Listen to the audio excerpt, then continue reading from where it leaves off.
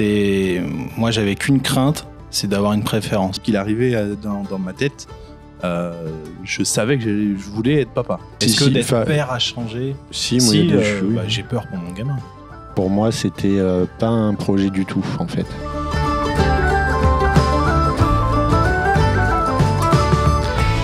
Et bonjour à tous et bienvenue dans la Taverne des Copains. Aujourd'hui, un épisode un peu spécial parce qu'en effet, nous sommes filmés. Et oui. Salut les gars, ça va? Ça va et toi? Ça va. Donc aujourd'hui, on est au complet. Donc avec moi, il y a Benoît. Salut. Et Kevin. Il n'a pas de voix, Kevin, apparemment. Salut. Kevin ne parle pas. Comment ça va, les gars? Bah écoute, ça va pas mal. Un petit peu Nickel. déconcerté, là, moi, avec tous ces yeux là qui nous regardent. Ah, oui. Ça fait un peu bizarre quand même. Hein, de se dire que maintenant, vous allez nous voir. Mais sinon, ça va bien et vous? Eh ben moi, ça va. Et toi, Kevin? Ah, moi, nickel. Enfin, ravi d'être là. Enfin. Ouais. En plus, tu m'as dit que tu avais des choses à dire. Hein. Ah bon? Attention. Ah oui. Bah, tu te rappelles pas? Il y a un certain Davy Scioli qui t'a un peu chauffé dans l'épisode précédent. Mais j'ai fait ma réponse déjà. Oui. Tu voulais pas en reparler, non? Non, je bon, t'ai dit, si vous voulez en parler, on en parle. Ah bah très bien. Bon, alors comme vous pouvez le voir, on est très à l'aise avec les caméras. En vérité, on souhaitait vous proposer le même contenu que le podcast, mais pour les gens de YouTube, voilà, on s'est dit pourquoi pas s'exercer à la vidéo. Donc on va voir. Puis vous nous dites dans les commentaires si ça vous plaît ou pas, et puis on verra ce qu'on fait. Et puis s'il n'y a pas la vidéo, c'est que c'était pas bien. C'est surtout ça, oui. Bon, Kevin, tu vas pas y échapper. Nous, on s'est présenté donc lors du tout premier épisode 0. Donc tu vas nous dire ton prénom, ton métier, ta boisson préférée, ta taverne aussi préférée. Ma boisson préférée dans la carte ou Oui. On verra la carte après. Ouais, Dans la vie. Donc moi c'est Kevin. Bonjour Kevin. Bonjour. J'ai 36 ans, je suis technicien vidéo comme notre ami Cyril. Ah oui, c'est vrai. On s'est connus d'ailleurs on a fait les études ensemble. Ouais. Ouais. Et on travaille ensemble régulièrement. Tu tiens la chandelle, je crois. Ouais, je crois bien. Ouais. Là, je crois que Je vais vous laisser. Hein. Bonne émission à tous. À bientôt. Et ta petite boisson alors? Ma petite boisson, Ton petit péché. je suis moins en moins d'alcool, mais le mojito, Ouais. je pense que c'est une valeur sûre. Oui, c'est vrai que dès qu'il fait chaud. c'est Après, mojito. sinon, moi, une soirée, vin rouge.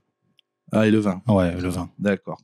Et est-ce que tu as une taverne? C'est un endroit où tu vas souvent? Non. Je vas suis un peu l'ours c'est à la maison. La taverne, c'est la maison. Moi, je m'achète une bouteille et je bois à la maison tout seul, tu vois. L'abus d'alcool est dangereux pour la santé. Non, mais attention. une bouteille de Perrier. Ah oui, bien sûr. Oui, c'est vrai. Évidemment, Perrier tranche. Tout à fait. Et dans la carte de Dran, donc la carte de notre tavernier au Dran, il y avait 6 boissons. Est-ce que tu as vu la carte? Oui. Et donc, quelle est ta boisson? Celle qui se rapprochait le plus, et pour moi, c'était l'hydromel. D'accord, L'hydromel des anciens. Ouais. D'accord. Pour le côté calme, réfléchi. Et puis même, le visuel, Patient. il donne envie de le boire. Ouais. Pardon. Ah oui, bah oui, c'est sûr. C'est sûr que c'est là, surtout le visuel en fait qui t'a plu. Ouais. Non, il y a quand même une partie de la description qui correspond. D'accord. Après, je crois que c'est des Davy qui parlaient de faire un mix de plusieurs. Bah, il y a Caro qui a fait un mix. Ouais, il y a Caro qui a fait un mix. Il y a Davy qui a voulu faire un mix aussi. Enfin, tous, Ouais, je crois. c'est ça. C'est ça. C'est vrai que ça donne envie, du coup, de mixer. mélanger un peu. Ouais. Ouais. Donc aujourd'hui, nous allons parler un peu plus d'un sujet un peu plus intime, on va dire, parce que nous sommes tous les trois des papas. Oui. Nous avons tous les trois des oui, quand même. Oui, bien sûr. Donc nous sommes tous les trois des papas et nous allons parler donc aujourd'hui de notre facette de daron. Donc il n'y a pas vraiment d'invité, hein. L'invité c'est Kevin, parce que tout le monde, mais Kevin, c'est qui? on veut le voir. Il est où, Kevin? Voilà. On a oublié Kevin. Alors Kevin, il viendra de temps en temps. Hein. référence. Vous verrez plus souvent Benoît et moi-même, mais de temps en temps Kevin fera un petit sujet. Ou en tout cas, si le sujet lui en dit, il viendra nous rejoindre autour de cette table. Alors c'est pas la config finale, bien évidemment. Là, c'est le premier épisode filmé, mais après, dans le studio, on va essayer de travailler un petit décor. Un petit décor. Un petit décor. On va essayer un petit truc. trouvera. Voilà, donc dans peut-être le prochain épisode, si entre-temps, il n'y en a pas. Mais voilà, on vous spoilera pas, vous verrez ça plus tard. Exactement. Donc, on va parler du fait que nous sommes des darons. Et on va le faire un peu sous forme de foire aux questions. On va tous les trois répondre, d'accord ? On va commencer avec l'avant et l'après. Devenir père, un choc. D'accord ? C'était quoi l'idée de la paternité avant d'être un père pour vous ? C'est une très bonne question, ça. Bah, je peux répondre si vous voulez. Je t'en prie, comme ça je copierai un peu la réponse. Je suis pas sûr. Franchement, je suis pas sûr. Ouais. Quoique, peut-être, on sait pas. Non, moi, je voulais pas être père. D'accord. Pour moi, c'était pas un projet du tout, en fait. Ok. De parce que, tout simplement, dans le monde dans lequel on vit, je trouvais pas ça forcément une bonne idée de donner naissance à des enfants enfin, de justement les confronter au monde actuel. Et puis, non, j'avais pas envie aussi, par pur égoïsme, de me dire j'ai envie de profiter de ma vie et voilà. D'accord. Et alors, juste qu'on précise, sans donner les noms, t'as combien d'enfants ? J'en ai 2 maintenant. Et leur âge ? Parce que c'est important, je trouve ça intéressant par rapport par rapport à ta réponse. Elles ont donc oui, c'est des tu filles. peux dire, hein, j'ai 2 filles. C'est au moins 2 filles. Oui, c'est 2 filles. Et elles ont quel âge ? Elles ont 9 et 11 ans et je les embrasse très fortement parce que je les aime d'amour. Tu regrettes pas ? Non. Bon. Mais du coup, l'essentiel. ça veut dire que tu dis... parce que je comprends cette réponse par rapport à aujourd'hui, 2024-2025. Ouais, mais même avant, en fait. Mais pour moi, il y a 10 ans, c'était pas... Bah non, moi j'avais déjà cette vision-là, en fait. D'accord. Tu voyais déjà les choses comme ça. Ouais. Je voyais, je me rendais compte, déjà, j'avais pas forcément une vie, un métier, comment on va dire, une vie très flex, très à l'aise ou des trucs comme ça, à me dire mais c'est bon. T'avais pas le temps dans ta vie d'avoir des enfants. Voilà, j'ai réussi, j'aime pas trop cette expression, mais de me dire c'est bon, j'ai un boulot fixe, j'ai des projets maison, etc., etc. Il me manque quoi, des enfants ? Non, c'était pas du tout ça en fait, mon projet à ce moment-là, et puis non, c'était pas du tout dans le mood et dans le projet. Donc voilà, elles sont arrivées comme ça. Ok. Et toi, Kevin ? Alors, je te rejoins sur un point, mais comme disait Cyril, c'est plus actuellement. Moi, j'ai qu'une fille qui a 10 ans. Ouais. Et j'ai eu tout de suite cette réflexion-là, j'en ne veux pas un deuxième, c'est clair et net. À cause de du coup de ce qu'on traverse depuis 2 ans, 3 ans quoi. Ouais, mais même en fait dès sa naissance, moi ça a toujours été qu'un seul enfant. Ouais. Par contre, pour la question avant d'être père, je me suis jamais posé la question. Vous n'avez jamais fait une idée de Je pense que j'ai. Ah si. Moi j'avais, c'était sûr et certain, c'est quand la question avec ma femme s'est posée, c'était un seul enfant et moi je voulais absolument une fille. Ouais, donc du coup. Donc moi j'ai fait carton plein. Jackpot quoi. Il y a que au loto où t'y arrives pas, mais là. C'est ça. C'est exactement ça. Et toi, Cyril ? Écoute, moi l'idée de la paternité, forcément, on fait par rapport à des modèles qu'on a, tu vois. Moi, je voyais plus surtout l'aspect famille. Moi, de quoi qu'il arrive, quoi qu'il arrivait dans ma tête, je savais que je voulais être papa. Ça, c'était tu voulais ton foyer. Ouais, complètement. Je voulais mon foyer, je voulais mon travail, je voulais ma petite femme, mes enfants, plusieurs. Après, on n'était pas forcément d'accord sur le nombre, même encore aujourd'hui. Mais voilà, moi, deux enfants, c'est très bien. Et voilà, l'idée que j'en avais avant d'être père, c'est ça, c'était d'avoir mon travail, mes enfants, ma vie, un petit truc pépère qu'on puisse kiffer en termes d'activité. Donc j'ai la chance, c'est que mon grand, donc j'ai 2 garçons, un grand de 12 ans, pas du tout, 10 ans, et 3 ans pour le deuxième. Non, ma chérie, je n'ai pas d'enfant caché. Non, j'ai 2 enfants, un de 10 et un de 3. Et la chance que j'ai, c'est qu'il fait aussi de la musique. Et donc du coup, on arrive à partager c'est cool. Des trucs autour de ça. Donc ça, c'est plutôt cool. Et puis, je suis arrivé à ce que j'avais imaginé, on va dire. Voilà.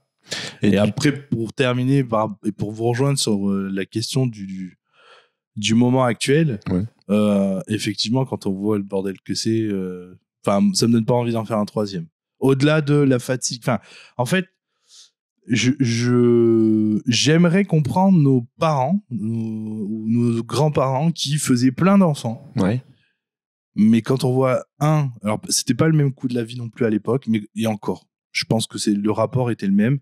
Mais quand on voit ce que ça coûte, parce que c'est quand même important, l'investissement en termes de temps, d'énergie, bien sûr. Alors soit je suis une grosse feignasse, soit pour moi c'est très bien. Je pense qu'on est plus habitué à un confort qu'avant. Qu'avant. Ouais, et du possible, coup, il y a une part d'égoïsme, comme tu disais, où t'as pas envie de lâcher un confort. Ouais. Ouais, mais et aussi... tu sais, regroupé avec tous les autres arguments, tu fais que bah non, pas d'autres enfants, quoi, tu vois. Ouais. Mais il y a aussi une part d'égoïsme dans les gens qui veulent absolument avoir des enfants. Oui. Ouais. Parce qu'au final, c'est pour leur... Non, là, tu satisfais ton propre besoin. Non, mais c'est ça. C'est qu'en plus, on tient ce discours-là. Effectivement, il faut penser aux gens qui, ne peuvent pas en avoir. Tout à fait. Parce que c'est pas possible ou parce qu'ils n'ont pas envie d'en avoir. Ou parce qu'il y en a qui n'ont absolument pas envie. Et ceux qui en ont absolument envie, mais qui ne peuvent pas pour des raisons médicales ou autres. Effectivement, si ces gens-là nous écoutent, ne faut pas nous en vouloir. Non, certainement pas. Parce que sans rentrer dans les détails de ma vie, on est passé par une petite phase pour le deuxième où c'était très compliqué de l'avoir. Ouais. On a dû se faire un peu aider, mais voilà. D'accord. Ok. Médicalement, je précise. Ouais. Parce que sinon, je sais faire des bébés, ça, c'est pas le problème. Tu veux un tuto? J'ai un bon site, si tu veux, pour rempli de tutos. Ouais. Et du coup, à quel moment vous avez réalisé que vous alliez être papa? Quand elle a vomi juste en se brossant les dents un matin. Ta femme, quand elle a vomi? T'as fait, et là, tu fais... Il y a anguille sous roche, il y a éléphant sous gravillon. Il y a cachalot sous Tu veux pas faire un test? Et après, avec le test, quoi. D'accord. Là, c'est concret, quoi. Ouais. Alors, à cette question, moi, je peux avoir deux réponses. La première, où tu sens vraiment que t'es père. La seconde, quand tu apprends que tu vas être papa. Ouais, c'est différent. C'est différent. Et alors, pour répondre comme Kevin, j'étais au lit, couché. Et elle m'a sauté dessus. Elle était réveille-toi. Tu vas être papa. Mais c'est trop bien. Bref, tu vois. Mais tu fais ta vie, tu fais OK. Et je m'étais toujours dit, et pour le coup, ça s'est vraiment révélé, c'est que pour moi, je me disais toujours, tu te rends compte que tu réalises que t'es père à partir du moment où t'as le gamin dans les bras. Ouais, où tu le regardes. Mais avant, c'est tellement entre la maman et le fœtus à ce moment-là. C'est vrai que la grossesse, on la vit pas pareil en fait. Du tout. T'as un peu la pièce rapportée du truc. C'est ça. Ouais, et puis en plus, tu pourrais te dire que tu peux te dire que, enfin, on peut penser de toi que tu t'intéresses pas, mais c'est pas parce que tu t'intéresses pas, c'est parce que, enfin, moi en tout cas, ce qui me concerne, c'est que il y avait rien de concret. Donc, je ne faisais que me projeter. Et tu te projettes que sur ce que tu peux te projeter, à savoir comment on va s'organiser et la voiture. Tu vois, les trucs tout cons de mec, en fait. Ouais, c'est plus. Après, c'est une question de tempérament. Ouais, peut-être. Ouais, il y a ça aussi. Mais en tout cas, moi, c'était ça. C'était le petit hockey. Donc, il faudra qu'on gère ça. Et puis, voilà. Et alors, à cette époque-là, moi, mon père me disait toujours, tu auras un enfant quand tu auras un CDI. Et cette phrase est restée gravée à jamais.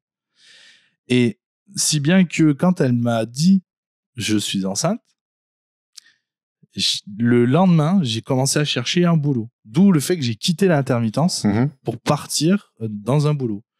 Et puis, à ce moment-là, j'avais croisé quelqu'un de ma famille qui avait une entreprise dans l'informatique et qui cherchait des techniciens parce qu'il délocalisait d'un endroit pour venir à un autre. Et j'ai regardé l'annonce, je fais ouais, bah pourquoi pas. Bref, du coup, ça s'est fait, CDI, ok, très bien.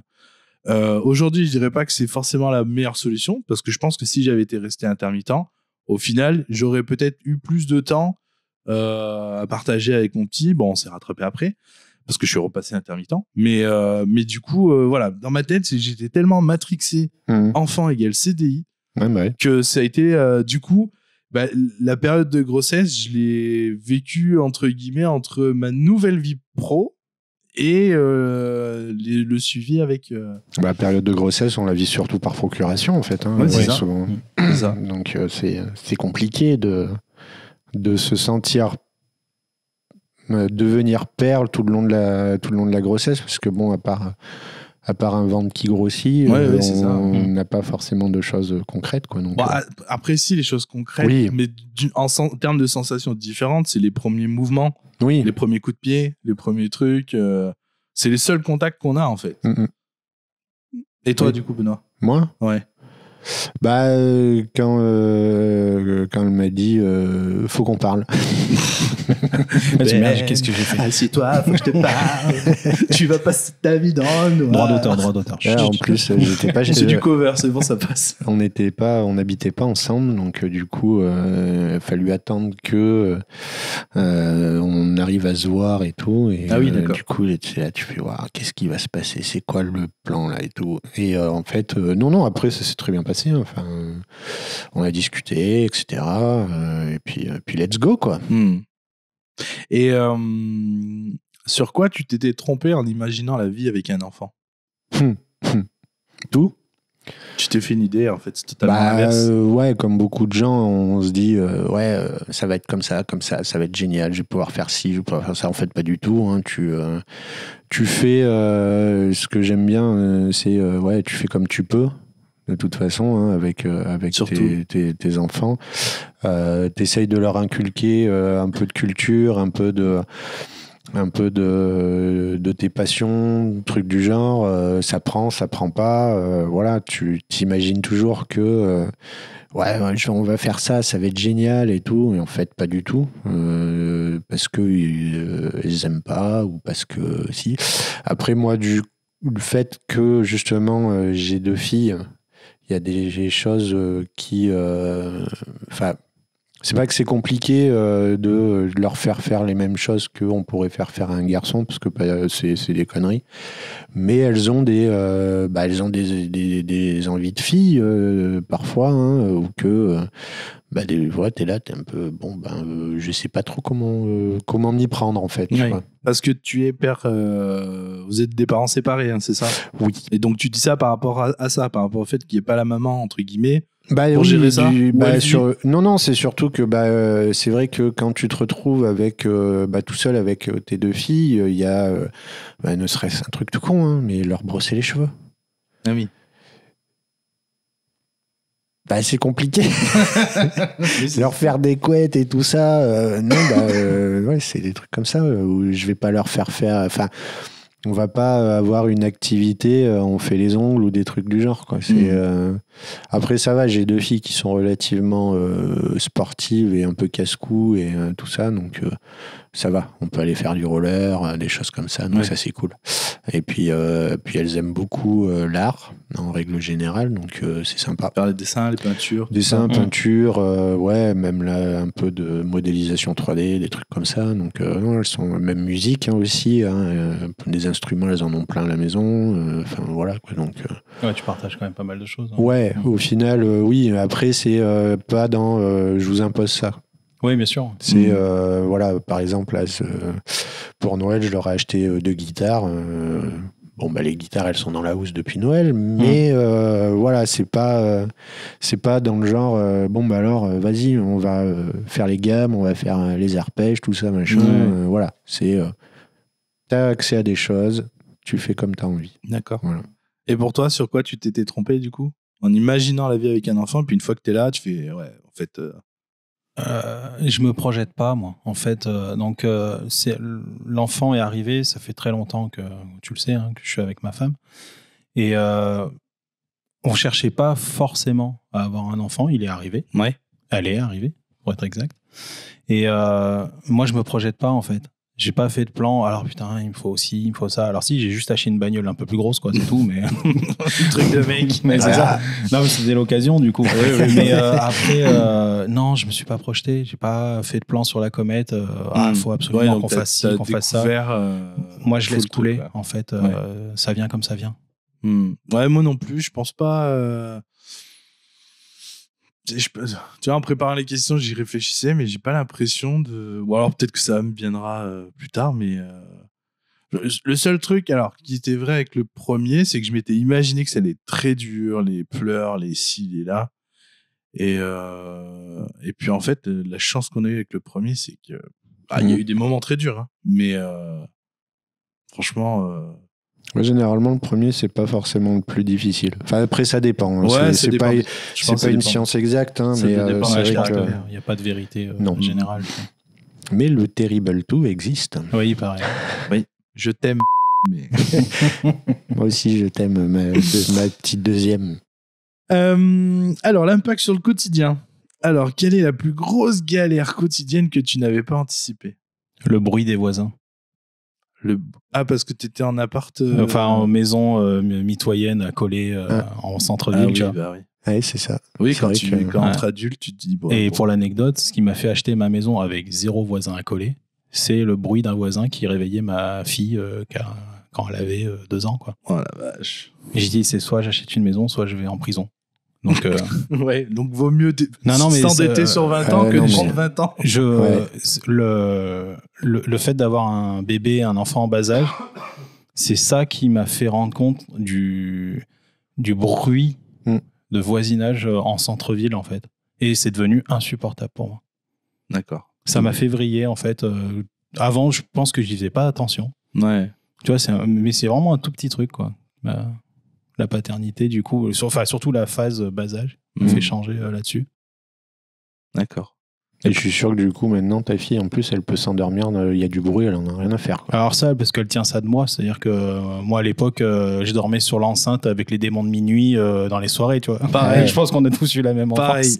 Mon père étant dans un orchestre à l'époque, et quand on y allait, il y avait le haut-parleur, j'étais derrière, derrière le haut-parleur dans la sub. poussette. Ouais, c'est ça. Avec la veste du daron sur le... ouais, complètement. Et puis ma mère, elle dansait avec ses sœurs et tout. Et moi, je dormais.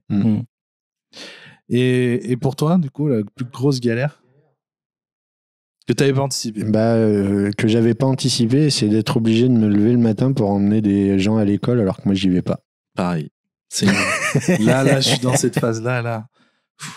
T'es là, tu te lèves, tu dis putain, faut que je me lève, faut que j'aille à l'école. Non, faut les emmener à l'école. Oui. Ouais. Moi, j'y vais pas. Pourquoi je me lève? C'est clair. Ah oui, c'est vrai. Et il y a un truc avec l'école, les devoirs maintenant. Ouais. Les devoirs. Putain, je faisais pas les miens. Alors, et là, je suis obligé de faire ceux de ma fille. Oui, au moins de l'aider. Pas les faire, mais l'aider, m'intéresser aux devoirs. Écoute, moi, j'ai la chance que c'est un très bon élève, donc on le surveille. On le laisse en autonomie, on le surveille, qu'il nous entourloupe pas. Ça lui est arrivé, mais comme à tous les enfants, nous les premiers, hein. J'ai oublié mon cahier à l'école. Ok. Voilà. Donc, sauf que ce qui s'est... Enfin, il le sait. C'est qu'entre parents, on s'entraide. Donc, dès qu'il y en a un, tiens, il a oublié son cahier. Attends, je te l'envoie en photo. Voilà, clac. Ouais. Voilà. Maintenant, donc, tu prends ta feuille, tu vas recopier les leçons. Et en même temps, au passage, tu l'as. Le gamin, il est mince. Mais en même temps, ils sont encore en primaire, vos enfants. Ouais. Oui. Je vous spoil pas, alors. Parce qu'elle est au collège. Ouais, ça, la plus grande est au collège. Dans 2 ans. C'est dans 2 ans. Mais moi, déjà, là, maintenant, j'y prends pour une corvée. C'est quand j'ouvre l'agenda et que je vois qu'il y a des devoirs pour le lendemain ou pour la semaine d'après. Il n'y aura pas d'agenda au collège. Ah ouais, c'est tout par l'ENT. Ah oui, le fameux ENT. L'ENT, tu as accès à tout. Tu sais tout. Pour moi, c'est du flicage. Enfin, c'est une forme de flicage pour nos enfants, quoi. Tu sais les devoirs qu'ils ont sur toute la semaine à venir. S'ils font pas les devoirs, tu le vois parce que voilà. Alors que nous, avant, ouais, t'avais quoi à faire? Regarde dans mon carnet, j'ai juste ça à faire. Ah ouais, d'accord. Tu ne fais pas les devoirs, quoi. Là, il y a un peu moins de jeu, j'ai l'impression. Mais je pense que les profs en ont tellement marre, en tout cas le système éducatif, on avait tellement marre de se faire taper sur les doigts par les parents. Mais comment ça se fait qu'il n'était pas à l'école? Il est sous votre responsabilité. Oui, non, mais là-dessus, c'est sûr. Tu sais, la fameuse image de bien avant, sûr, oui. C'est les profs qui engueulaient les parents, maintenant c'est les parents qui engueulent les profs. Ouais. Du coup, je pense que cette histoire de NT, c'est aussi pour dire, vous savez quoi? Comme ça, vous saurez tout et vous pourrez pas pourrait rien nous dire. En tout cas, sur cette partie-là, tu vois. Ah, mais moi, je pense que c'est ça. Moi qui fais partie, on va dire, des parents qui s'intéressent à ces enfants, avoir une surcouche extérieure, c'est bon. Il y a des choses, des fois, on a envie juste de leur dire, c'est bon. Nous, on s'occupe de nos enfants comme il faut. Si vous n'arrivez pas à gérer le truc ou parce qu'il y a ci ou ça, chacun son. J'ai envie de dire chacun son métier. Voilà. Après, c'est un travail. Alors, je veux pas dire qu'ils font pas leur métier non plus. Il y a aucun souci et on n'est jamais. Il y a aucun parent qui est parfait de toute façon. Mais je sais plus ce que je voulais dire. Tu t'es perdu. Non, mais c'est un travail d'équipe. C'est qu'il faut que ça soit un travail d'équipe avec les professeurs. Et souvent, c'est un petit peu compliqué, justement, la discussion avec l'équipe enseignante, etc., etc. Mais bon, après, voilà. Ouais, bon. C'est un coup de main à prendre, j'ai envie de dire. Bon, du coup, le manque de sommeil, comment vous l'avez vécu ? Alors moi, je ne l'ai pas vécu du tout. Mais je pense que... petit, surtout quand les enfants étaient petits. Mythe ou réalité ? Le manque de sommeil. En fait, moi, je pense que j'ai eu dors. Non, j'ai eu un alignement de planètes qui fait qu'elle a dormi, elle a fait ses nuits très tôt.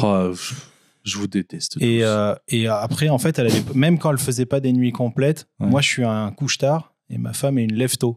Ouais, donc en fait, ça s'est goupillé direct. Moi, je m'occupais du biberon jusqu'à maximum 2h du matin. Et à 6h du matin, c'était madame qui prenait le relais. Et moi, je dormais. Ah, moi, j'ai aucun mérite. C'est madame.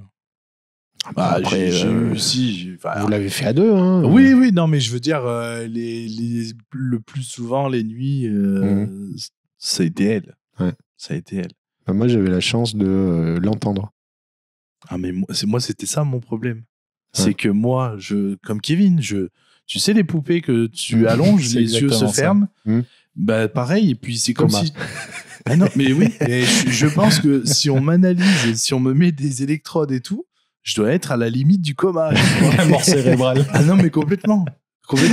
Encéphalogramme plat, bonjour. Je dis ça, mais c'est vrai qu'au tout début, on avait Nolan, le moindre bruit différent. Avant, je ne l'entendais pas. Un peu comme toi avec les voisins, tu sais, tu te rends compte des bruits. Et là, du coup, comme tu essayes d'être aux aguets, tu vois, des trucs, le moindre bruit différent, genre le frigo qui claquait, alors qu'avant, peut-être qu'il claquait, mais je l'entendais pas. J'étais là. Et bon, après, à force, tu l'intègres, tu l'ajoutes à ta banque de données en disant c'est un bruit normal. C'est un bruit normal. Puis au bout d'un moment, tout est tellement normal. C'est plus les bruits externes qui vont te dire mince, ça va réveiller le petit alors qu'il dort, tu vois. Ouais, il y a ça. Ou alors, c'est quoi ce truc ? C'est quoi ce cirque dehors, tu vois ? Ou un chien qui aboie, alors qu'avant, c'est que tu t'inquiètes, en fait. T'es toujours sur. On va dire sur le côté je m'inquiète du bien-être de mon enfant, donc le moindre petit truc tu dis ça va pas lui plaire alors qu'il s'en fout complètement. Ah mais complet. Ouais. Il fait sa vie, il découvre son petit truc, il a son cycle et puis voilà quoi. Mais non, moi ça a été pour la première ça a été parce que justement je travaillais de chez moi, donc en gros j'arrivais comme toi Kevin à aller assez tard dans les biberons et puis si quand je la gardais à la maison généralement l'après-midi ou quand elle faisait la sieste j'en profitais pour faire la sieste aussi, donc voilà. Oui, souvent c'est souvent des trucs qu'on entend, c'est l'erreur, c'est je dis ça comme si j'étais une femme qui avait accouché, tu sais, c'est de faire des choses en se disant il dort donc j'ai le temps de. Ouais. Et en fait, c'est l'erreur, quoi. C'est il dort. Parce que pendant qu'il digère et qu'il est un peu justement, il a mangé, tu lui as changé la couche, il est bien, il est sur son transat, c'est là où tu peux faire des trucs. Toi aussi, tu as changé ta couche, tu te mets sur ton transat. C'est ça. Moi, j'ai bien aimé cette période où c'est un peu lourd comme ambiance dans une maison où tu as un enfant en bas âge qui est en train de faire la sieste. Tu as un silence. Ah oui. Et moi, ça me faisait plonger. Je me mettais dans le canapé et je dormais direct. Moi, comme les miens, ils ronflaient très tôt parce qu'ils avaient pas des soucis, mais il y avait des trucs au niveau de la cloison nasale et les amygdales et compagnie. Et t'entends ça. C'est pour moi la même chose qu'un qu'un ronronnement de chat, quoi. Ah ouais. Quand je le mettais là, la tête dans le creux de l'épaule et que j'entendais sa respiration, c'était énorme. Ouais, j'imagine. Jusqu'au jour où on entend des... Respire. C'est bon. Il respire plus, plus. C'est bon, il respire. Bon, et du coup, comment vous gérez, vous, l'équilibre entre vie professionnelle et la vie perso et le papa? C'est compliqué. Je pense que tu me rejoins là-dessus, Cyril, parce qu'on a tous les deux le même statut d'intermittent. C'est dire non au travail, c'est compliqué, vu que c'est au jour le jour. Donc, du coup, tu es vite dans un cercle vicieux. Dès qu'on t'appelle, tu es dispo. Bah, ok, je suis dispo, je vais travailler. Et en fait, tu occultes un peu rapidement ta vie perso. Ouais, c'est vrai que la vie perso, elle. Faut que. Bah, c'est là que ta conjointe, ta femme, ou ton conjoint, pour mesdames, ou peu importe, c'est là qu'ils vont te ramener un peu, dire hey, je suis là. C'est ça. On existe. C'est ça. Et je dirais encore plus quand on a deux.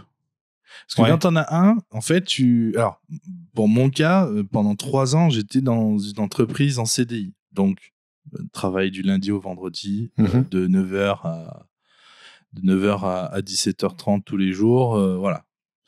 Donc, on s'organisait autour de ça. Après, c'était d'autres problèmes, mais on s'organisait autour de ça.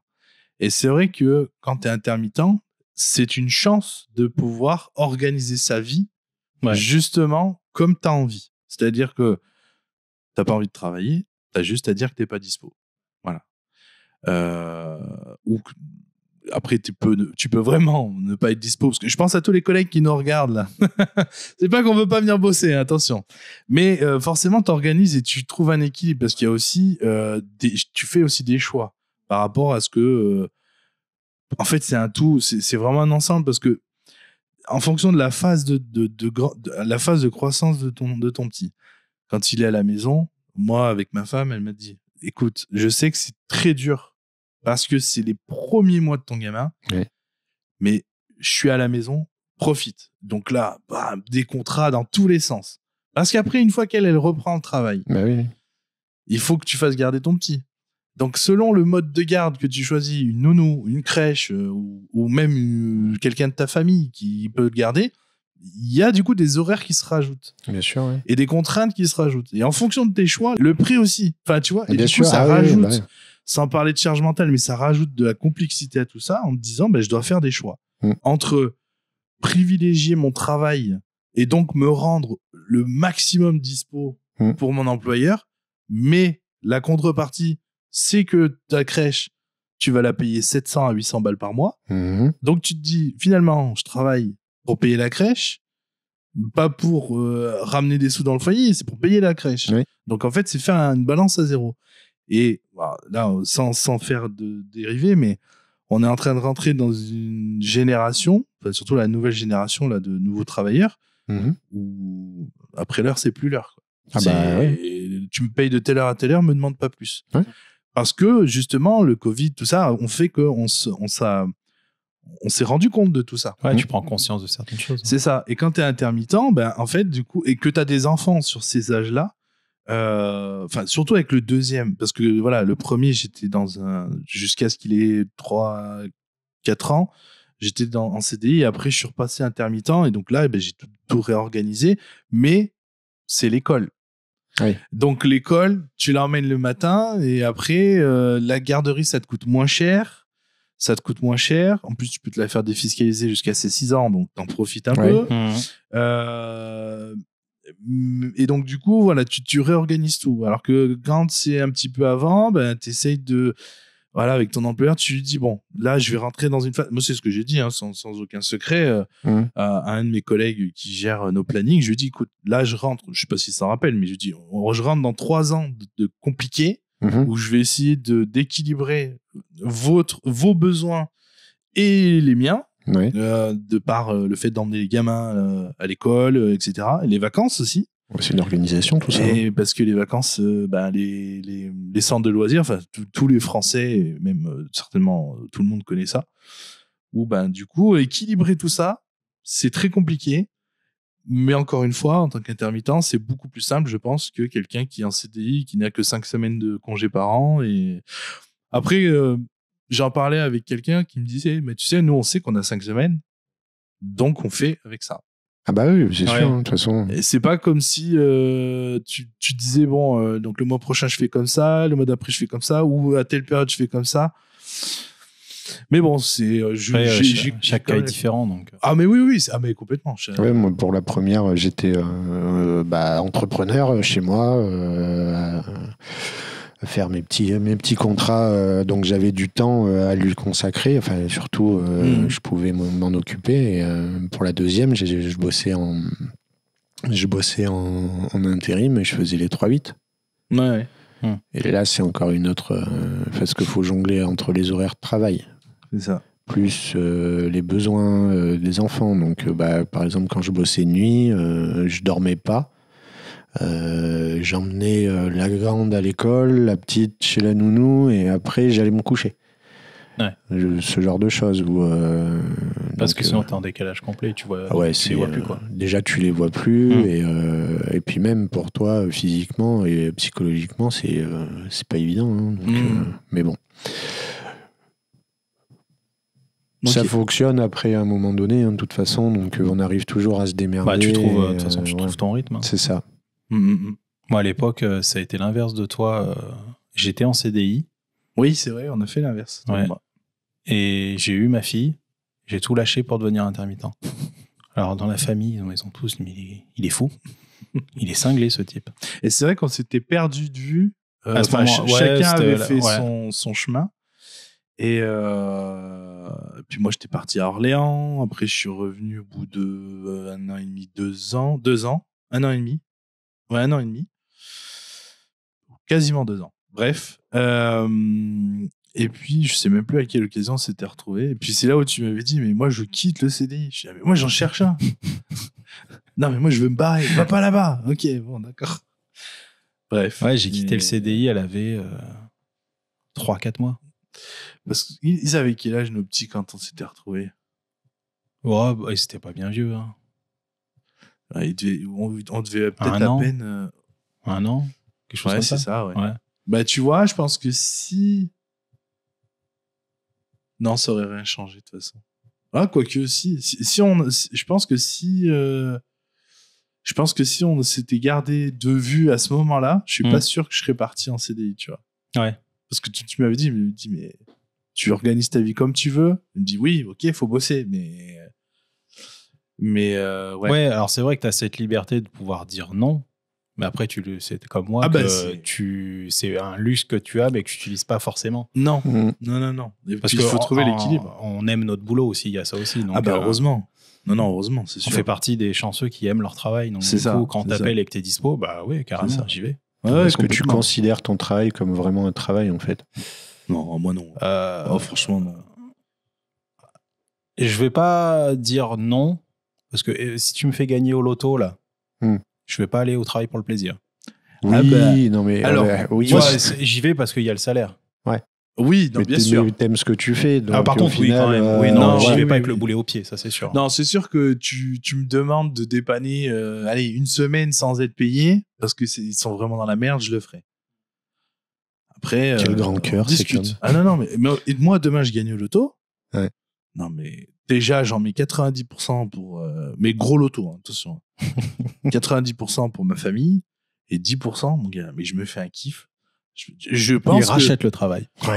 Non mais vraiment, je me fais, tu vois, là c'est un kiff de faire ce qu'on fait là, de faire un podcast, de filmer tout ça. C'est vrai. Mais tu vois, de me dire demain, vas-y, j'ai besoin d'un studio, vas-y, j'en construis un où je me trouve un hangar et je me fais mon truc comme j'avais envie. Ce serait énorme. Ce serait énorme. De toute façon, c'est la passion. Ouais, c'est ça. Travail, c'est ça. Tout comme le musicien qui, lui, moi, mon père était un fou de musique. Et dès qu'il a pu mettre un peu d'argent, dans le garage, il a construit un petit studio. Enfin, tu vois, il s'est fait son kiff, quoi. Voilà, c'est un peu la même chose. Ouais, mais après, c'est assez. Tous les créatifs ou les gens passionnés, en fait, c'est dès qu'on est un peu passionné par ce qu'on fait, et puis je pense qu'on est tous les trois passionnés par ce qu'on fait, on a toujours au final notre travail sont plus des occupations et où on s'amuse, quoi. Ouais, là, on est arrivé à m'interdire de signer un CDI maintenant. Ah ouais, carrément. Ouais. Parce que tu sais, à France Télévisions, la question peut se poser d'une embauche. On approche la quarantaine bientôt. Ouais. Tu te dis, bon, est-ce que ce serait pas le temps de se poser? Moi, elle m'a dit, mais non, fais pas ça. Je t'ai connu en CDI, non, fais pas ça. Ouais. Peut-être que. Ouais. Et tu signes un CDI, je divorce. Disons qu'en plus, lui, la particularité, c'est qu'il a connu le même métier. C'est ça, hein, en CDI. Oui, que intermittent. Ouais, donc. Et alors, en CDI, ça s'est pas mal passé, mais le salariat standard me correspond pas. Donc, du coup, en fait, ça se reflétait après sur mon humeur. J'étais maussade, ça me prenait la tête, en fait. Ouais. En parlant des émotions, émotion et prise de conscience, c'est un peu déjà ce qu'on... Non, on a digressé un peu. Ouais, un petit peu, mais tu vois, on arrive des fois à rattraper. Quel a été pour vous votre premier grand moment d'émotion en tant que papa? Quand elle est sortie du ventre. Ouais, je pense que c'est pareil. La première fois que j'ai entendu son cœur battre. Ah ouais, il y a ça, ouais, l'échographie. L'échographie. Quand t'entends ce machin, tu fais... Enfin, alors, tu te rends pas compte forcément que c'est elle, mais tu dis... Il y a un truc. Il y a un truc, ouais. C'est concret. Ouais. Ou alors quand on l'avait vu en écho 3D. On avait fait une écho 3D aussi. Moi, il était dégueulasse. Bah ouais, c'est pas beau. Elle fait flipper. Pardon, là, t'es là, tu fais... ça ressemble à ça. Les deux aliens, quoi. Ah bah oui, non, ça faisait Alien. Je dis, ouais, bon, les gars, vous revenez quand ça sera mieux. Hein. Le truc, c'est à l'époque, on est en 2015. C'est ça. Ouais, c'est 2015. Mon grand est de 2015. Ouais. Moi, c'est 2013 et 2016. Et tu te dis, donc c'est ça. On est au 21e siècle, t'as pas une image mieux que ça, quand même. Attends, on va mettre une caméra à l'intérieur. Non, mais... Oh, putain. Non, mais c'est une dinguerie. Ton premier vlog dans le monde. Moi, la première grande émotion, après, c'est très particulier. Sans trahir l'intime, c'est compliqué de pas expliquer. Explique pas. Non, mais si. Question suivante. Mais non, mais si, mais quand même. Bah non, t'es pas obligé. Non, mais si. Mais en fait, en soi, il y a pas. Moi, mon fils, mon grand, en fait, c'est que le truc, c'est que je sais qu'il va écouter le podcast et je suis pas sûr qu'on lui ait raconté. Mais au pire, s'il veut que je détaille, je lui détaillerai, je lui expliquerai un peu plus. Mon grand, il est né avec un code Apgar 0. Donc en fait, ma première grande émotion, c'est ça. C'est en gros quand l'infirmière est vraiment venue. Tu vois, elle est venue avec le petit, et là, je l'ai entendu. Et encore, je crois que c'est même pas ça. Je crois que on l'entend pleurer. Ouais. Mais en fait, ils l'ont sorti. Donc, en gros, l'accouchement, pour faire très rapide, c'était Bagdad pendant une demi-heure. Et d'un coup, tu parlais du silence tout à l'heure, d'un coup, plus rien. Et t'as juste la sage-femme qui reste pour s'occuper de la maman. Mais de 12, on passe à une personne. Ouais. Et on t'enlève le petit. Et là, tu fais, waouh, ok. Bah ça va, ça a été cool, vos accouchements. Et puis, du coup... 3 jours, nous. Et là, du coup, t'entends le premier cri. Et là, je pense que ma première grosse émotion, c'est celle-là. Parce que quand j'ai entendu, effectivement, à l'échographie, le cœur et tout, t'entends... Moi, c'était trop premier degré au niveau du son. C'était pas une interprétation de son cœur, tu vois. C'était, j'entends une oscillation régulière. Enfin, tu vois tu comprends ce que je veux dire? Elle est à 150 BPM par minute. Non, mais non, mais tu vois, c'était double. Non, mais c'est ça. tu te dis, mais c'était super cool. Tu te dis, ok, c'est son cœur. Ouais, c'est ouf. Tu te rends compte que c'est ouf. Mais c'est vrai que je peux pas dire que c'était ma plus grande émotion. Ma plus grande émotion, ça a été la... je pense pour tout le monde, c'est vraiment quand tu le vois physiquement. Ah, mais oui. D'ailleurs, la première fois, c'est quand ils sortent l'enfant et qu'ils le posent, j'étais là, c'est quoi ce truc? Parce qu'il était tout gris, tout... et d'un coup, hop, il change de couleur. C'est super. Et là, tu fais waouh. Quand tu le... Donc, moi, j'ai pu J'ai pu assister vraiment, prendre mon enfant. Je me rappelle plus s'il y a eu l'histoire du pot à pot. Si, ça a été déjà. Ouais, mais je sais pas. Ils l'ont fait avec la maman, ça c'est sûr. Après, j'essaye de me remémorer des trucs quand même ça date de il y a 11 ans. Pas mal de choses aussi. C'est ça. Ouais, c'est tellement ça part dans tous les sens. Puis surtout que nous on était restés 3 jours avant l'accouchement. À l'hôpital pour essayer. Enfin, c'était très compliqué. Mais bon, ça s'est passé au final. Donc c'était cool. Vos enfants sont arrivés à terme? Ou il y a des prémas? 15 jours. Préma, non. Elle est arrivée avec 1 mois d'avance. Elle a failli je sais plus, aller en couveuse, je crois que c'est le Oui, nom. c'est ça, ouais. Et en fait, je crois qu'il disait si elle faisait moins de 2,5 kg. Je crois que c'est l'histoire de. Et elle faisait 2,5 kg tout pile. Ouais. Donc du coup, ils nous l'ont laissé avec nous. D'accord. Non, moi c'était 15 jours, 15 jours d'avance. Est-ce que vous pensez, les gars, que devenir père, ça vous a changé en tant que personne? Sur tout aspect. Hein, c'est dur de s'auto-analyser. Ouais. Ouais, mais il y a aussi le fait que tu vieillisses, donc forcément tu changes. Donc est-ce que, tu vois, il y a un... Est-ce que d'être père a changé? Si, moi, j'ai peur pour mon gamin. Ouais.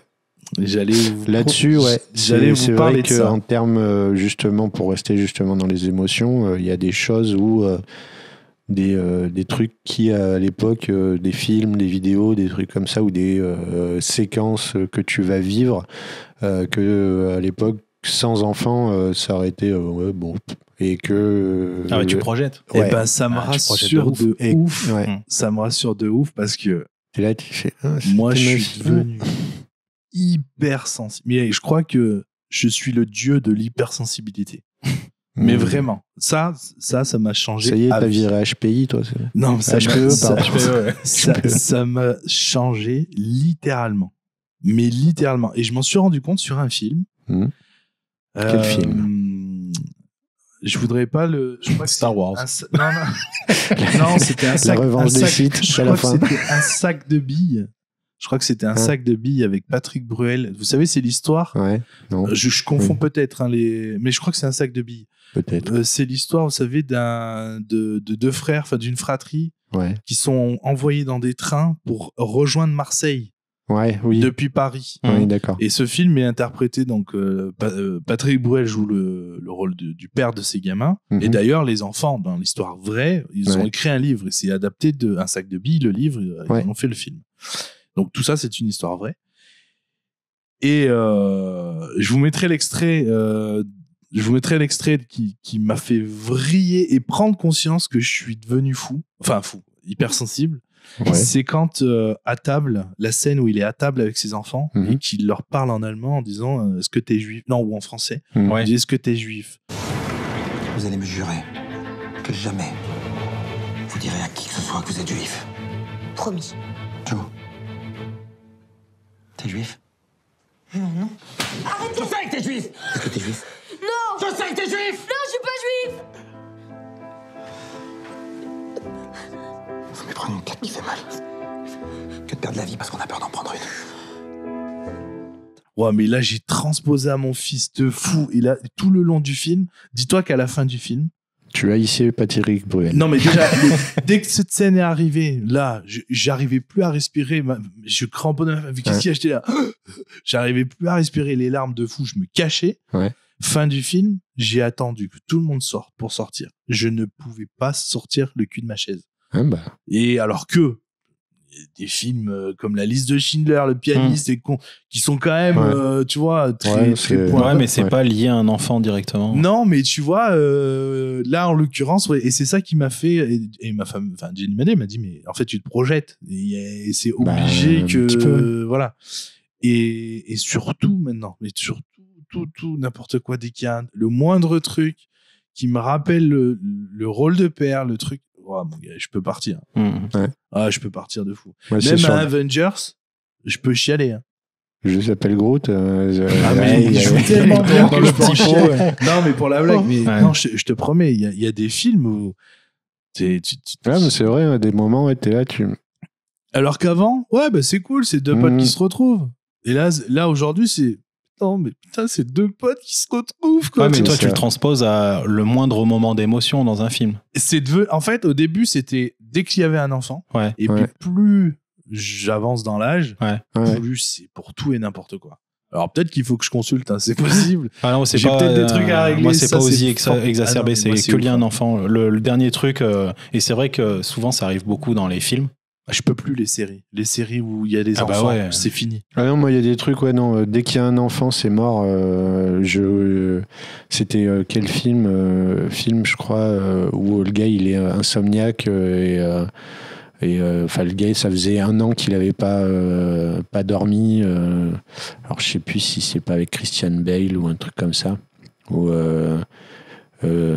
justement il est il a pas dormi, ça fait 1 an qu'il a pas dormi, et puis du coup il lui arrive des trucs, à un moment donné il est à l'usine, il y a un accident parce qu'il s'endort, enfin il somnole et tout, puis à un moment il y a un enfant, j'ai arrêté le film à ce moment-là. Ah ouais, non. C'est bon, merci. Je l'ai vécu sur comment on appelle ça là, un docu-fiction sur un groupe de musique que j'adore, qui est sur Netflix, et Motley Crue. Et en fait, ça raconte l'histoire des membres de ce groupe-là. Et en fait, histoire vraie, le chanteur, il a eu une fille qui a développé un cancer de l'estomac ou un truc comme ça. Ouais. Et t'as toute une séquence donc scénarisée forcément pour le docu, mais à l'hôpital. Et là, tu fais... Ouais, c'est chaud. Alors qu'avant, c'est une fille qui a, je crois, dans le film à peu près 5 ans, enfin entre 3 et 5 ans.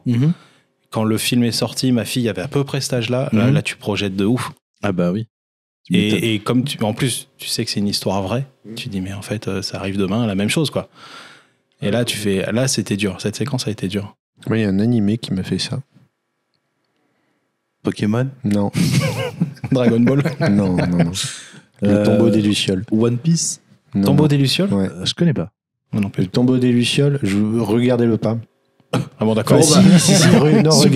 Regardez-le. Filmez-vous en le regardant. Il est magnifique, mais généralement, les gens le regardent une fois, en fait. Parce qu'il est tellement dur à la fin que, voilà. Et moi, en fait, je l'avais vu, avant que j'avais pas d'enfant, j'avais regardé, je fais, ouais, bon, ok, il y a un petit truc à la fin, je vous spoil pas parce que c'est pas marrant. Et je l'ai revu en étant papa, et j'ai pleuré toutes les larmes de mon corps à la fin. Mais genre... tu sais, t'es là, tu essayes de retenir, mais non, en fait, c'est pas possible, quoi. Ouais, donc on a beau dire non, ça m'a pas changé, mais en fait, si, ça t'a changé. Un peu, ouais. Ah oui, mais complètement. Oui, complètement. Donc celui qui dit non est un menteur. Oui, complet. Ah non, mais c'est sûr. On vous croit pas, hein. Si vous dites non, on vous croit pas. Non, c'est clair. Vous êtes un psychopathe. Il va falloir aller consulter les gens. Qu'est-ce que la paternité a appris sur vous-même ? Qu'est-ce que vous avez appris de vous ? Vous dites, tiens, je savais pas que j'étais capable de ça. Aimer quelqu'un d'autre. Alors, que moi-même déjà. Ouais. Ou que... J'exagère exprès, mais... Oui, je sais, mais... ouais, ça, ouais. Et pour toi, c'est quel genre d'amour ?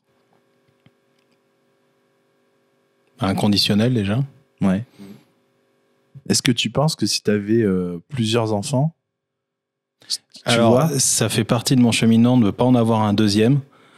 Outre tous les arguments qu'on a dit au tout début. Moi, j'avais qu'une crainte, c'est d'avoir une préférence. Alors, je vais te dire un truc. T'en auras pas du tout. En fait, c'est le concept de le cœur ne se partage pas. En fait, j'avais la même chose que toi. Je me suis dit... parce que pour rigoler, mes parents, des fois, de toute façon, je préfère ton frère, mais tu sais, c'était pour nous titiller. Mais un gamin, en fait, ça a un gros impact, tu vois. Et sans en faire des caisses, je pensais que tu peux, tu sais, il y a cette course là, je veux montrer à mon papa ou à ma maman que je suis le meilleur, que je suis le truc et tout. Mais en vrai, et ça, je le vois même à travers ma mère aujourd'hui, et à travers, du coup, mes 2 enfants, qu'en fait, c'est superposé. Et il n'y a pas d'ordre, en fait. C'est 100% tous. Et tu les détesteras pareil de la même façon. Exactement. Non, mais c'est vrai. T'en prendras un pour taper sur l'autre, c'est très bien. Même s'il y en a un, en fait, qui va... et pour le coup, le deuxième me fait vivre un enfer. Bon, un enfer, voilà, c'est pas non plus... voilà, mais... Enfin, tout est relatif. Mais par rapport au premier, avec moi, il est plus difficile. Ouais. Donc, tu verras, c'est chacun leur tour en fait à un moment donné. Oui, ça devient un peu ça en ce moment, mais en fait c'est ça, c'est qu'ils ont, tu vas les aimer et les détester autant l'un que l'autre. Donc et puis surtout ce qui arrive, c'est que des fois tu les détestes parce que ils te font vivre des trucs de ouf négatifs, tu vois. Ou toi des fois tu te montes même la tête. S'il faut, je me monte la tête moi-même, tu vois. Et il y a juste un truc. Un truc du style merci papa pour ce repas à 3 ans qui te sort ça, mais ça va te balayer tout le reste. Oui. C'est moi, mais je te parle de moi, hein, je te parle pas de 2-3 actions dans la semaine, je te parle des mois entiers où tu te fais rejeter et qui te dit, mais sans prévenir rien, merci papa pour ce repas, tu fais ok, bon. Et c'est là où tu te rends compte que il n'y a pas de dissociation possible, il n'y a pas de pourcentage possible. Même le 50-50, ça n'existe pas. Ah bah non. En fait, c'est 100% différent. Les deux. Ouais. Et tu apprends, enfin, en tout cas, moi, c'est comme ça que je le vois, que tu apprends à aimer de manière différente. Bah oui. Tu apprends à aimer ta femme d'une manière différente, tu apprends à aimer tes enfants de manière différente. Pour toi, le mot amour, il a plusieurs couleurs. Alors qu'avant, c'était l'amour. L'amour, c'est ta femme et toi. Point barre. Et tu avais cette petite notion d'aimer tes parents. Mais là, quand t'as un gamin, ça rajoute. Et quand t'en as plusieurs, ça te fait encore plus ouvrir le truc. C'est ça. Après, je te force pas à avoir plusieurs enfants. Ah non, mais de toute façon... Faites ce que vous voulez. Hein. Mais en tout cas, voilà. Parce que moi, de toute façon, ça n'arrivera jamais parce que je suis en parcours pour faire une vasectomie. D'accord. Ok. Donc l'histoire va être réglée. Ça marche. Ça pourrait être intéressant qu'on en parle un jour, ou qu'on trouve quelqu'un, si c'est pas toi, en tout cas, parce que c'est vrai que j'ai l'impression que c'est un truc qui... C'est de plus en plus démocratique. Qui vient de plus en plus, mais apparemment c'est assez compliqué en France à réussir à faire le truc. Moi j'en suis au tout début, mais t'as rendez-vous avec urologue, machin. C'est ce que j'ai cru alors comprendre. Que j'ai un collègue en Suisse, il est allé voir un médecin, il a dit voilà, je veux une vasectomie, il lui a fait le papier, il est allé le faire... je crois la semaine après, puis hop, c'était réglé. Ouais, mais c'est plus compliqué. Ouais, mais j'aimerais bien savoir, sans rentrer dans le. Bah éventuellement, je peux. Dans la contradiction, mais ce que je veux dire, c'est que j'aimerais bien savoir, pas forcément lui, mais de toutes ces personnes qui ont été à l'étranger faire ça, combien le regrettent parce qu'ils n'ont pas été assez suivis. Moi, je pense qu'en France, on a cette chance-là, c'est d'être vachement suivi. Sans nommer, il y a un streamer que je regarde beaucoup et que toi aussi. Je pense que tu vas savoir de qui je parle, mais on va pas ni même laisser d'indices, qui en a parlé en stream et qui a expliqué que il avait un suivi psychologique de je sais plus combien de séances avant pour être sûr, etc. Pour que toi-même tu fasses le chemin entre j'ai envie de le faire pour tel principe et qu'en fait il y a un délai de réflexion obligatoire. Bah voilà, c'est ça. Et que tu t'aperçois qu'en fait, je pensais le faire pour ma femme. Mais en vrai, j'ai pas vraiment envie.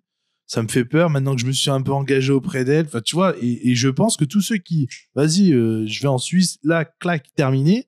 Après, je pense que déjà, si tu vas en Suisse pour le faire, c'est que déjà, tu as bien cheminé ton truc. Alors, après, ça dépend. Hein, pardonnez-moi tout de suite la comparaison. Mais combien ont été dans d'autres pays faire d'autres choses et le regretter après? Ah, bah, ça après. Tu vois ce que je veux dire? Oui.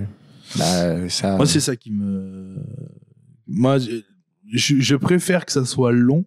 Bah, après, avec un certain. En fait, je préfère que les choses soient bien faites et respectées. Ouais. Pour être sûr que le gars, bah, frère, là maintenant, tu. Ouais, moi, c'est ce cheminement. Je suis pas certain d'aller jusqu'au bout du truc s'il faut faire les séances de psy et tout ça. Ouais, voilà, j'ai une idée dans la tête. Ouais, toi, c'est tête baissée. Vas-y, c'est bon. Maintenant, c'est fait, j'assume. Voilà. Ok. D'accord. Bah, ouais. C'est une des raisons pour peut-être que j'irai pas jusqu'au bout parce que ouais, ça risque peut-être de me saouler, mais je pense que là. Oui, la lourdeur administrative. Ouais. Bah, tu sais, on est des gosses hein, sur ce côté-là. Tu veux quelque chose, tu le veux tout de suite. C'est vrai. C'est vrai qu'on est cette génération de tout de suite. Voilà, on a encore digressé, mais. Oui, c'est vrai. Parce qu'on était sur la paternité apprise sur soi-même. Moi, je dirais. Ça, le côté amour inconditionnel. Mais est-ce que t'as, dans cet amour inconditionnel, t'as du mal à dire je t'aime à ton enfant? Alors. Enfin, du coup, la question est pour vous deux. Hein. Alors, je pense que c'est générationnel. Parce que j'ai tellement entendu dans les séries, dans les films, et même dans des discussions, dans des émissions, que ce soit, tu sais, les trucs, c'est à vous, pas c'est à vous, à l'époque, c'était... je crois qu'elle est décédée en plus maintenant et qui s'est remplacée. C'est mon choix et des trucs comme ça. Tu vois, toutes ces histoires ou des histoires de famille ou machin où t'entendais dire mais moi, mes parents m'ont jamais vraiment dit je t'aime et ils ont pas besoin de le dire, on le sait, etc. Mes parents, c'était ça. On sait jamais ou très rarement, mais ça se compte, je pense, sur les 10 doigts de la main. Ouais. Parce que quand même, il y avait plus de 5 fois. mais ouais, on s'est jamais vraiment dit ouvertement je t'aime. Que du coup j'avais toujours, non pas un manque, pas du tout, parce que je savais très bien qu'ils n'avaient pas besoin de me le dire. Ouais. Enfin, mes parents n'avaient pas besoin de me le dire. Mais par contre, peut-être, et c'est peut-être une piste de réflexion, peut-être que du coup, du fait que ça soit pas dit, je voulais pas reproduire la même chose, et que donc, par conséquent, dès la naissance, et même encore aujourd'hui, mon gamin, des fois, il reste dans la voiture, il attend que je lui parle dans la voiture et après il part. Ouais. Tu vois, mon grand, c'est exactement pareil pour moi. Des fois, je m'approche de son oreille, je lui dis je t'aime, passe une bonne journée, discrètement, parce qu'après il y a le respect aussi par rapport aux copains, tu vois. Ouais. Mais discrètement, je lui dis je t'aime, mais je lui dis. Voilà. Ouais, moi, c'est pareil. En allant, quand elles vont se coucher ou ce genre de choses, c'est. J'essaye de leur dire assez régulièrement. Voilà. C'est ça, parce que la gestion des émotions, alors oui, il y a tout ce côté Montessori, tout ça, mais sans rentrer là-dedans, je pense que c'est quelque chose qu'on prend plus conscience aujourd'hui, que ce soit les mamans ou les papas envers leurs enfants. Bien sûr. Et que du coup,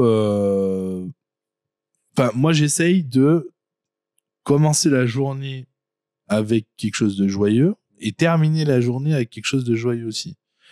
C'est difficile, parce que surtout la fin de journée, c'est difficile, la gestion, la tempête d'émotions que tu as dans ton corps. Tu as le droit de t'exprimer. C'est, sans rentrer dans le cliché et la moquerie, mais loin de là, mais du coup, j'essaye toujours de prendre sur moi, quand même si des fois ça me plaît pas, parce que là c'est très très dur, avec le deuxième, il est très difficile. Mais du coup, j'essaye quand même de... bon, allez, tu te dis, allez, t'as que 3 ans, t'es qu'un gamin, hein. Allez, c'est bon, bonne nuit, je t'aime, un bisou, et tu sors. Et tu passes la porte, tu dis...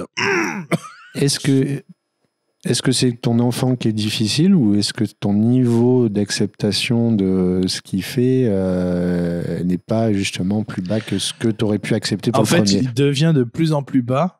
Il est fier de sa question. Il devient de plus en plus bas parce que c'est l'accumulation, en fait. C'est à force de te faire bâcher par ton gamin de 3 ans, au bout d'un moment, t'as envie de dire tu veux pas manger? Ben, mange pas. Et tu t'abandonnes, en fait. Et à force, forcément, t'es des fois moins patient. Et voilà. Après, on a remarqué un truc, c'est souvent quand les 2 parents sont dans la même pièce, voire même dans le même bâtiment. Les 2 référentiels. Parce que quand je suis tout seul le mercredi avec lui, mais c'est normal. On va faire la sieste? Oui. Quand elle est là, on va faire la sieste? Non, c'est pas toi, c'est maman. Oh putain. Je me tue. Ça sent le vécu. Non, mais ouais. Je suis en plein dedans. Et tu sais quoi? Et tu sais ce que je me répète? Je me dis, j'arrête pas de me répéter. Ça changera quand il ira à l'école. Ça changera quand il ira à l'école. J'espère que quand il ira à l'école, je me dirai pas, ça changera quand il ira en primaire. Quand il sera en primaire, ça changera quand il sera au collège. Il y a un truc où on me dit, tu verras quand elles seront plus grandes. Tu verras, ça va pas durer. Ah oui, ouais. Oui, je l'entends ça. Ça va pas durer, ça fait 11 ans que ça va pas durer. Mais ça va pas durer. Mais chaque enfant est différent. Donc mais c'est ça. Et puis voilà. Enfin, il y a un moment dans la vie, c'est sûr, ça va changer. C'est quand il partira de la maison pour s'installer. Ah oui, bah là... Là, potentiellement, tu seras plus tranquille. Nous, on a déjà prévu notre délire, on apprendra un chien. Ah ouais. Je sais pas comment c'est à peu près pareil en fait. On était partis se promener. Tu te projettes en petit couple. En petit papy. Ouais, en couple. Crocs aux pieds. En couple. Alors, j'ai déjà les Crocs. Oui, je sais. Le rêve français, un pavillon en banlieue. Non, mais Yorkshire Crocs. Une voiture familiale, 2 enfants, un Golden Retriever. Dès que les gamins ne sont plus à la maison, on se prend un clébard. Je me prends une cuite. Moi, je dis ça, mais... alors, truc. Moi, on m'a toujours dit, hein, tu sais... Attends, c'était quoi la phrase petit enfant, petit souci. Oui, grand enfant, grand souci. Je dis pas que j'ai jamais été voir ma mère hein, depuis que je suis parti de la maison. Non, mais au contraire. J'ai souvent été la voir, maman. D'ailleurs, moi, je la vois ce soir. Assieds-toi, faut que je te parle. Enfin, voilà. Et donc, en parlant de maman et des papas, l'éducation et les valeurs. Est-ce que vous avez un modèle alors, c'est peut-être un peu redondant, mais est-ce que vous avez un modèle d'éducation en tant que papa avant d'en on est forcément... Bien sûr. On est forcément modelé par l'éducation qu'on a reçue, en bien ou en mal. Hein. Justement, si par exemple on considère qu'elle a été mauvaise, on va essayer de ne pas la reproduire. Exactement. Mais on est forcément modelé par ça. C'est ça. Et puis il y a des fois, on essaye de ne pas la reproduire et on la reproduit quand même. On la reproduit quand même. Ouais, mais bon, c'est ce que j'allais dire. Voilà. J'allais dire, est-ce que même malgré tout, on s'aperçoit pas qu'on finit par reproduire. Même bien si sûr, tu vois, tu fais des choses. Tu vois, par exemple, la télé. Nous, la télé, c'est fini. 19h, terminé. Par contre, on met la musique, etc. Mais peut-être que, parce que mes parents faisaient ça aussi, enfin, la télé était tout le temps allumée. Oui, mais ça, les enfants de la télé. Hein. Peut-être que je vais revenir à ça quand ils seront plus grands, tu vois. Quand ils seront ados et tout machin, tu te diras, vas-y, maintenant ils sont ados. De toute façon, c'est eux qui allumeront la télé pendant que tu ne seras pas là. Donc, ouais. Et puis quand tu vas rentrer, tu dis, t'es encore dans la télé. Bon, de toute façon, qu'est-ce que tu veux dire? Après, sur ce point-là, tu peux pas. Ça fait partie de l'évolution. Tu vois, c'est la question de. Nous, on a connu l'arrivée d'Internet. Oui. Donc, forcément, on était en décalage avec nos parents là-dessus, tu vois.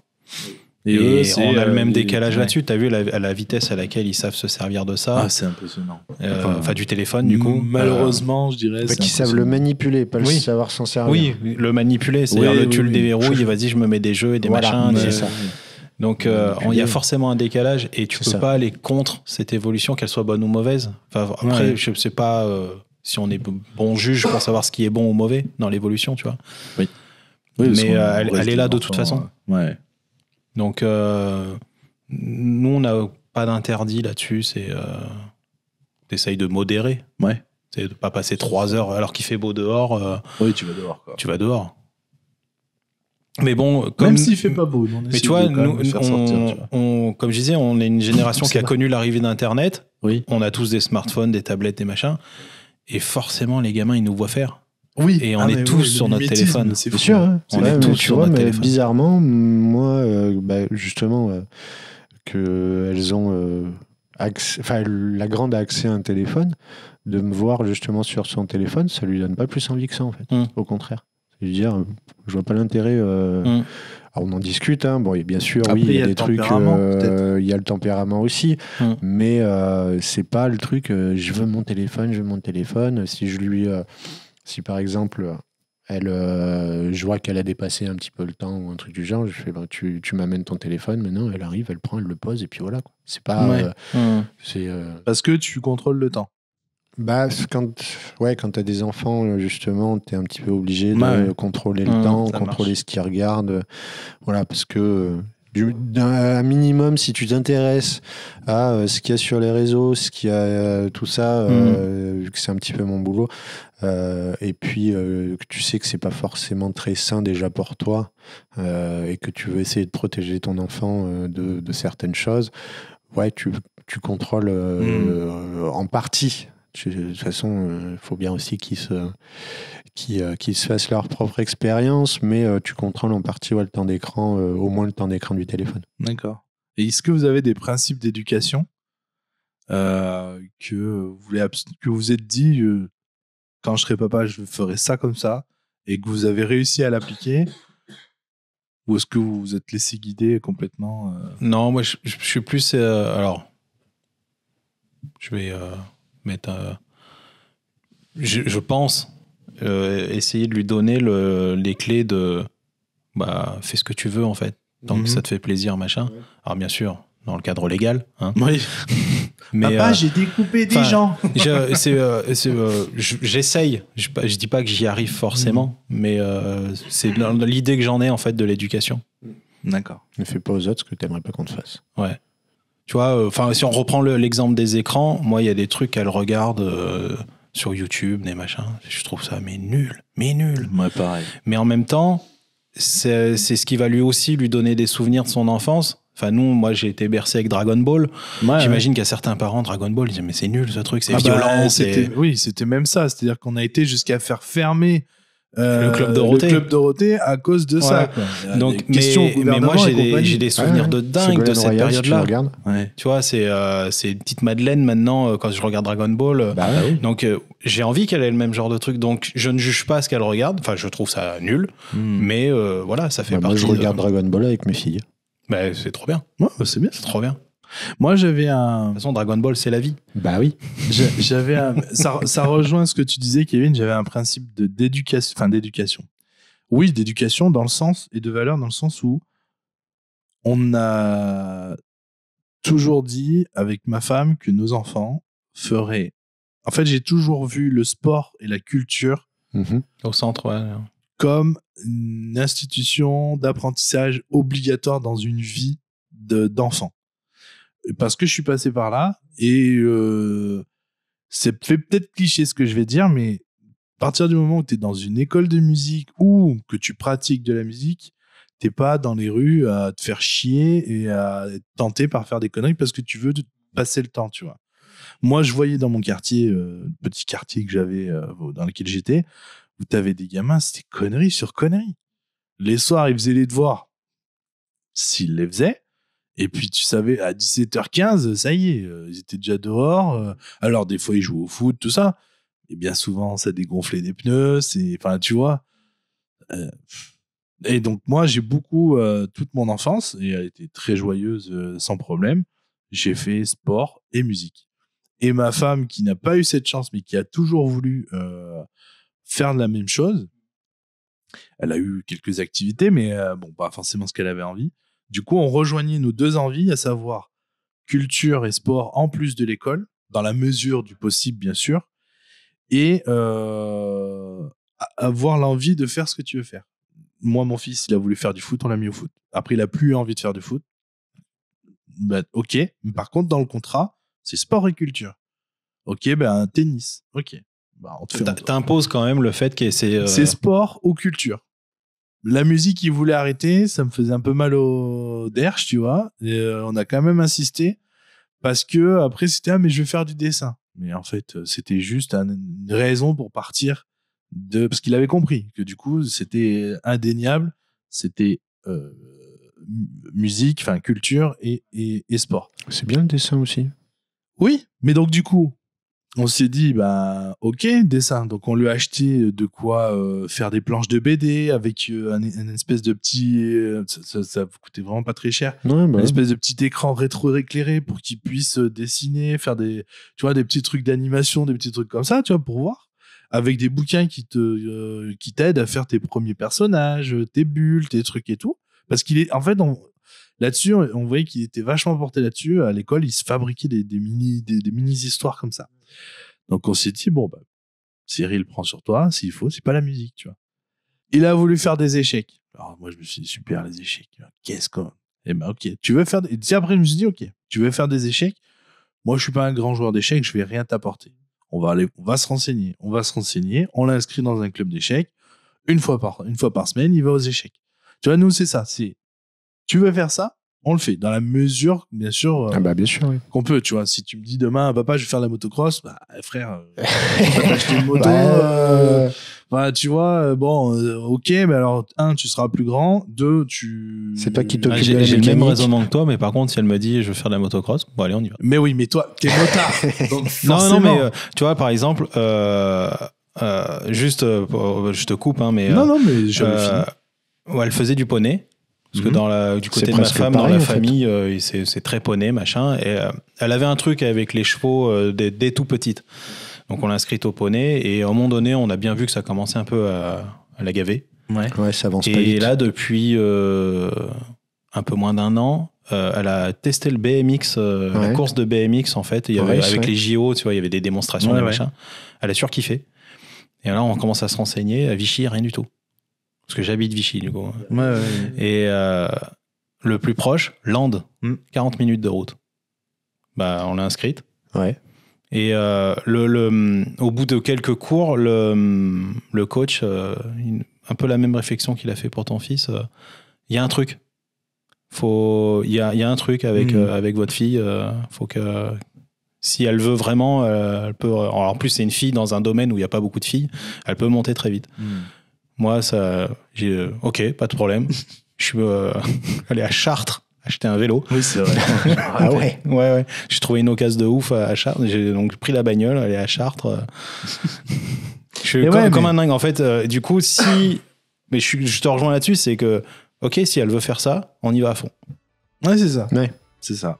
Et nous, par contre, j'impose rien. C'est-à-dire que alors moi, j'aimerais qu'elle fasse de la musique, étant musicien. Oui. Ça n'a pas l'air de l'intéresser. Bon, bah tant pis.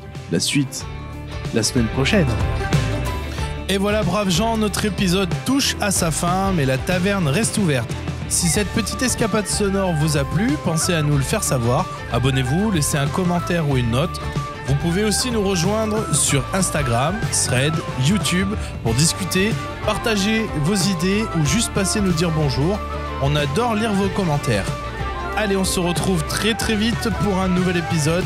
D'ici là, prenez soin de vous et n'oubliez pas, les meilleures histoires commencent souvent autour d'une table.